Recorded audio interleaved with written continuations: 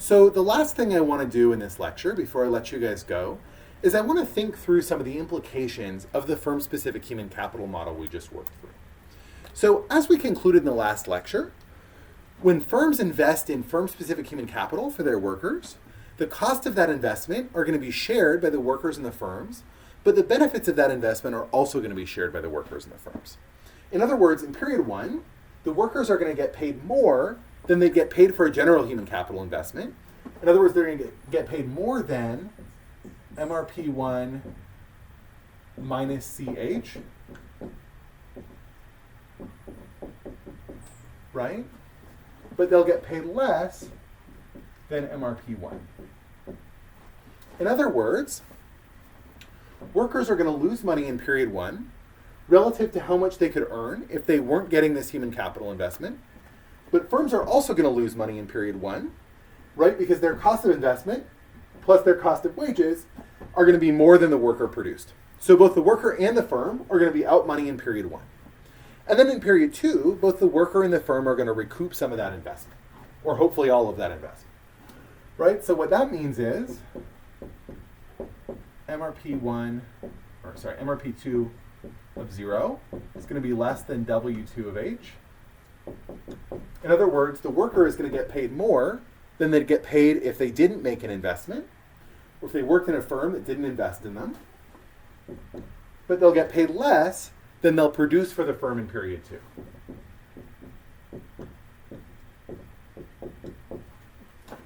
So the firm's going to benefit in period two because the worker is going to get paid less than they produce, right? The firm's going to have revenues that exceed their costs. The worker is going to benefit in period two because they'll have a wage that exceeds the wage that they would have gotten if they hadn't gotten the human capital investment. However, what this means is that when we go into period two, we have workers that are earning less than they produce. And I want to think a little bit about some of the implications of that. So the first thing I want to think about is whether it's possible that the worker and the firm will jointly recoup the full potential value of this investment that they made. And to be clear about what I mean by that, let's remember that when we had general human capital, right, we ended up saying basically that the level of human capital was going to be set so that the cost of human capital investment was going to equal BMRP2 BH times 1 over 1 plus R. In other words, when the worker is both paying the full cost of the human capital investment and receiving the whole benefit of the human capital investment, they invest up until the point that the marginal cost of additional human capital equals the discounted marginal benefit of the human capital for their future earnings. In other words, because they're recouping the whole benefit, they're getting this whole wage value, they're going to end up creating an economically efficient level of investment. So if we want to think about whether this is possible in a firm-specific human capital case, let's consider the implications of paying a worker less than their marginal product. And to do this, let's stop making the assumption that we can ignore the question of how many hours a worker works. In other words, let's say that the worker is going to choose to work L star hours. And they're going to do this the same way that workers always choose how many hours to work. Because remember, by the time period two rolls around, they have the productivity they have, they're being paid the wage they're paid, nobody is able to go back and undo the human capital investment. So the decision of a worker in a firm here is exactly the same as a worker in a firm anywhere that face some marginal revenue product and some wage demand. So to think through this, let's imagine that for the firm that made this investment, the hourly productivity of their worker is constant. So we'll say MRP2, actually I'm going to call this HMRP2 for hourly marginal revenue product of H. Right? And they just have a constant marginal revenue product. We can also think about the supply of labor of the worker to the market. So if we thought about the worker's optimal choice of leisure and consumption and got the labor supply that came out of that, we would get some individual labor supply curve for the worker. I'll call W of L. Now note, we've made a distinction between the individual labor supply curve for a worker and the labor supply to a specific firm. Right? And what we've generally said is, when we have a perfectly competitive labor market, which we've assumed this whole time, we'll end up with a perfectly horizontal labor supply to the firm, even if the worker has an upward sloping labor supply curve. But remember, in this case, the market wage, right, the reason that we generally have a perfectly horizontal labor supply to the firm is because if the firm paid anything below the wage that the worker could get from another firm, the worker would just quit, right? They could get the market wage anywhere, so they're never going to be willing to work for less than that. But in this case, the market wage is MRP 2 of 0.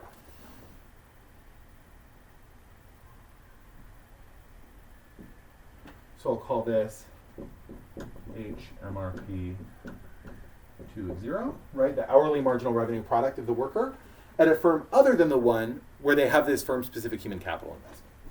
And so the consequence of this is going to be that the labor supply of this firm to their employer is going to be perfectly horizontal at a wage equal to what they could get at anywhere else, but it'll be upward sloping after that, right? If they're getting paid a wage above the hourly marginal revenue product of a different firm, then they're going to be willing to supply their personally optimal level of labor given that wage. So as a result, what we're facing here is just a monopsony problem, right? We have a firm that has a certain marginal revenue product, right, faces an upward sloping supply of labor, and needs to pick the wage rate that will maximize their profit. So just like with any other monopsony problem, by the way, I'm going to dot this here to show that they're not actually going to supply that labor. They won't supply any labor below HMRP.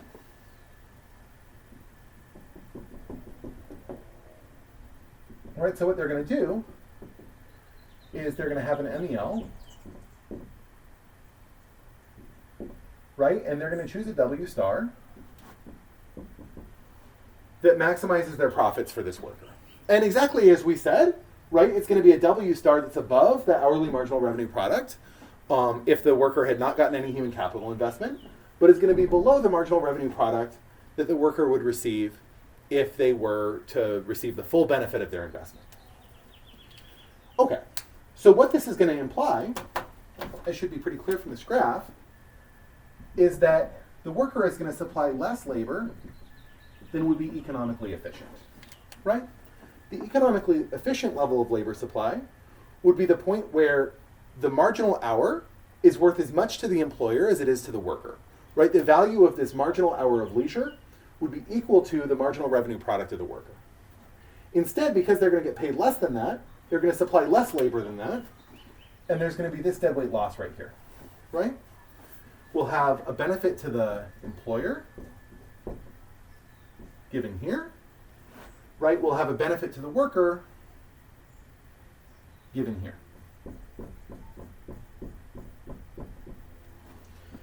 Right, but the total benefit of this investment is going to be less than the total possible benefit of the investment, because after the investment's been made, the worker no longer has an incentive to work as hard as they would if they were getting the full benefit of their hours of work. Okay, so what this is going to mean is that the level of firm-specific human capital investment that workers and firms are going to agree upon is going to be lower than it would be if they were able to contract ahead of time about how hard the worker was going to work. In other words, if the worker could guarantee that they would work LE, there would be a larger total benefit of the human capital investment.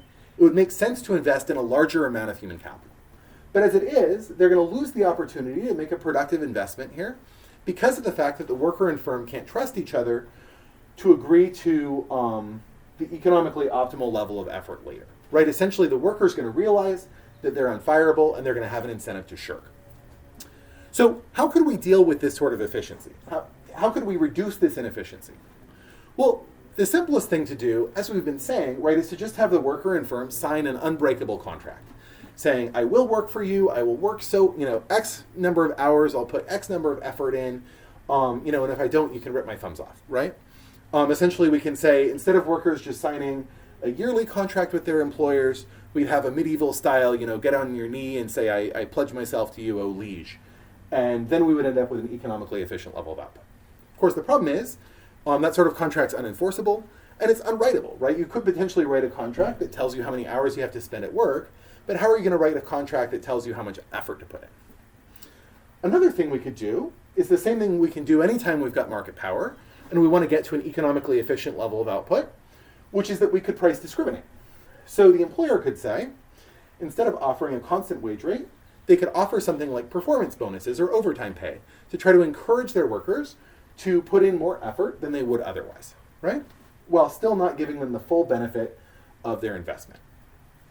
So this might be, for example, why we tend to see that high-level managers or CEOs or other people who have large amounts of firm-specific human capital invested in them tend to get paid in a structure that has large performance bonus components or large amounts of performance pay. Right? This might be a way to essentially avoid this conflict of interest between the worker and the firm. Okay, so the last thing I want to talk about is how this relationship here, this fact that both the worker and the firm are going to lose money in period 1, but then recoup the investment in period 2, is going to change the way that workers and firms decide to match. So if you think about this from the perspective of a worker, right, the perspective of a potential employee, if there was no firm-specific human capital, you wouldn't really have much reason to care about the characteristics of your employer beyond what they're going to offer you right now, right? They would tell you, here's the wage we're going to give you, here's the benefits we're going to give you. If they end up firing you in a year or they go out of business in a year, that's fine. It's a perfectly competitive labor market. You just move seamlessly to another job. But if we're in this world, right, if you're making a costly investment in this firm and you can only get your investment back if you keep working for that firm, then you're going to start really caring about whether you're likely to be able to keep working for the same firm. In other words, you're going to start caring about things like your employer's financial stability or your employer's reputation for loyalty to their employees. If you're choosing between making a firm-specific human capital investment in a firm that's known to fire their employees as soon as they decide to change strategy or pursue different markets or downsize or upsize, you're going to be less willing to do so than if you're going to work for an employer who's known to continue to pay their workers and honor their nonverbal agreements regardless of changes in market conditions. And likewise, you're going to be more willing to work for an employer that's very financially stable, financially secure, unlikely to go out of business, than to work for someone who might go out of business, in which case you lose your investment. So this can explain a lot of things about the labor market that otherwise seem kind of strange. So as an example, if we look at layoffs, it's very rare to see firms lay off a small number of workers. We tend to either see firms have no layoffs at all or have very large-scale layoffs, right? Lay off 10% or more of their employees. And if we thought about this as a pure market equilibrium situation, that would be kind of strange, right? We would think that there would be, if anything, more circumstances where you'd want to downsize by 1 or 2% than circumstances where you'd want to downsize by 10% or more. But if we think that layoffs are sending a signal to potential future employees that you as an employer are unreliable, right, that you're either not financially secure or you're not loyal to your employees, then the consequence of layoffs might be that people are going to be less willing to invest in firm-specific human capital. And so firms might be willing to suffer some losses by keeping more employees than they would want to otherwise in order to maintain their reputation and keep people willing to invest in their firm-specific human capital. So likewise, if we think about this from the employer's perspective, right, we think about what employers care about when they're hiring employees. If there was no firm-specific human capital, employers would only really care about the characteristics that employees have right now, right? They would want to know, how productive are you going to be for me right now? How hard are you going to work for me right now? They wouldn't care about things like how likely you are to stay in the area for the long haul, or how likely you are to have kids, or how many hours you're going to want to work in the future. In fact, they might not even care how many hours you want to work now, because they're going to pay you a wage equal to your marginal revenue product, right? So they're not making a marginal profit on each extra hour. But if they're deciding to invest in firm-specific human capital, they're going to make a loss unless you continue to work for them in the second period, right? If you decide to quit after they train you, they're going to end up losing money on you. And so as a result, they might have an incentive to ask you the kind of questions in a job interview that get at this sort of thing, right? Many of which are illegal. They might want to ask you things like, do you have family in the area? Are you likely to stick around here? They might ask you things like, do you think you're going to have kids? And if so, do you think you're going to take time off work to take care of them? Right? They might ask you things like, what is your, those are more likely illegal. They could also ask you things that are legal, but are focused on trying to understand your long-term future. Things like, where do you picture yourself being in 5 years? Do you think you have a long-term future in this industry? And the reason is going to be, just like the firms want to send a signal, workers want to work at firms that send a signal that they're reliable and long-term options. Employers are going to want to hire workers who are going to signal that they're going to continue to work for a long time, aren't going to want to change employers, and, as we've talked about here, are going to be willing to supply large amounts of labor in the future. So, the way to think about this, and Borjas puts it kind of beautifully, he says that workers and firms essentially get married when they decide to invest in firm and worker-specific human capital. And as a result of that, right, they evaluate each other in the way that you would evaluate anyone you were considering marrying, right? Not just, do I like you right now, but do we share the same goals? Do we share the same dreams? Do we have a future together? Are you going to be reliable and sustainable over the long haul? And so when we thought about, for example, the signaling model in human capital, this can start making a little more sense, right? If we think about why would employers care so much about signals of workers' potential reliability and ability to learn and willingness to sit here and listen to YouTube videos of their economics professors, it'll make a little more sense if we think they're not just trying to figure out whether employees are going to be productive this year, they're trying to figure out whether investments in employees this year are going to pay off over 10 years or 20 years or 30 years. Okay, thank you so much. And I look forward to discussing this with you via BlueJeans on Thursday.